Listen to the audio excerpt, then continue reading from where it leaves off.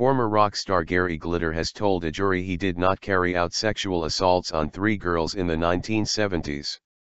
The 70-year-old, charged under his real name, Paul Gadd, has been giving evidence at Southwark Crown Court.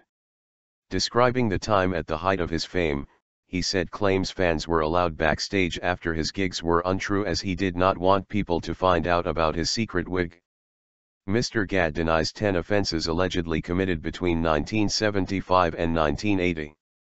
Giving evidence in the witness box at Southwark Crown Court, he said it had been difficult to recall the dates being referred to in the case. He said he had used his autobiography to charge my memory. Asked by defense barrister Sallie Bennett-Jenkins QC at the start of his evidence whether he had sexually assaulted any of the women who have accused him, Mr. Gadd replied, "No, I did not." He told the court started to lose his hair at the age of 18, and had been wearing a wig since 1965 because rock and roll singers had to have hair. "I was hoping that nobody knew about this," he said, adding that after performances he would rush back to his hotel suite to clean and maintain his hairpiece before putting it back on and going to sleep. He added, "I never had anybody backstage after a performance, because this was a major problem in my life, or rather a major chore. I had to deal with it." Glitter mania. Mr. Gadd is accused of attempting to rape and indecently assaulting a girl under the age of 13 in 1975. He is also charged with 4 counts of indecent assault on a fan in 1977 at hotels in Leicester and Birmingham when she was aged 12 and 13, plying the same girl with alcohol, and having unlawful sexual intercourse with her. 2 further charges allege he indecently assaulted a girl of 13 on a date between October 1979 and December 1980, in his dressing room at a venue in Watford where he was performing. But, taken through the allegations by Ms. Bennett-Jenkins, Mr. Gadd denied all the claims made by the 3 women.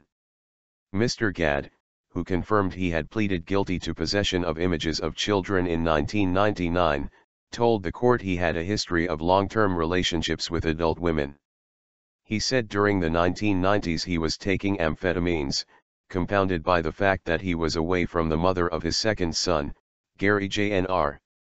Earlier, he told the court how, influenced by Elvis Presley, he started his career under the name Paul Raven, before creating the Ivor Novello award-winning act of Gary Glitter.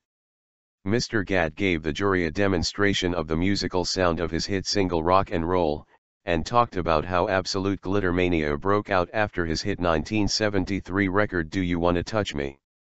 It was like 20,000 people at the airport in Melbourne screaming. Nobody could ever hear a concert, including me. Because they would just scream and scream and scream, he told the court.